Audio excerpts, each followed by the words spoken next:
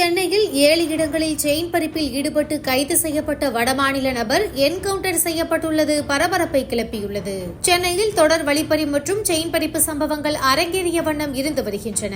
இதனை கட்டுப்படுத்துவதற்காக சென்னை காவல் ஆணையர் அருண் அதிரடி ஆக்ஷனில் இறங்கினார். இதுகுறித்து போலீசார் விசாரணை நடத்தியதில் அந்த கொள்ளை கும்பல் 6 மணியிலிருந்து 7 மணி வரை மட்டுமே செயின் பறிப்பு சம்பவங்களில் ஈடுபடுவது கண்டுபிடிக்கப்பட்டது. கொள்ளையடித்துவிட்டு மும்பை அல்லது ஹைதராபாத்துக்கு விமானம் மூலம் தப்பி செல்வதை அவர்கள் வழக்கமாக வைத்துள்ளதாக போலீசாருக்கு தகவல் கிடைத்தது. இதையடுத்து விமான நிலைய போலீசாருக்கு தகவல் கொடுக்கப்பட்டது. அப்போது கொள்ளையடித்துவிட்டு விமானத்தில் தப்பிச் செல்லவிருந்த ஜாஃபர் குலாம் ஹுசைன், சூரஜ் ஆகிய 2 பேரை போலீசார் கைது செய்தனர். இந்த சம்பவத்தில் ஈடுபட்ட மற்றொரு நபர் ரயில் மூலம் தப்பிச் சென்றதாக தகவல் கிடைத்ததும் ரயில்வே போலீசாரை அலர்ட் செய்தனர். பின்னர் ஆந்திர பிரதேசம் நெல்லூரில் வைத்து அவரை கைது செய்து சென்னை அழைத்து வரும் பணியில் ஈடுபட்டுள்ளனர். இந்த நிலையில் வழிப்பறி செய்யப்பட்ட நகைகள் எங்கு இருக்கிறது என போலீசார் பிடிபட்டவர்களிடம் விசாரணை நடத்தினர்.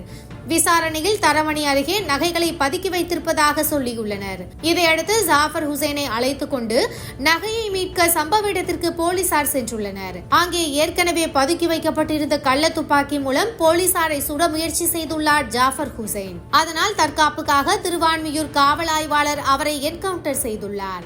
என்கவுண்டர் செய்யப்பட்ட ஜாஃபர் மீது உத்தரப்பிரதேசம், பீகார் உள்ளிட்ட மாநிலங்களில் 50க்கும் மேற்பட்ட வழக்குகள் இருப்பதாக தெரிய வந்துள்ளது.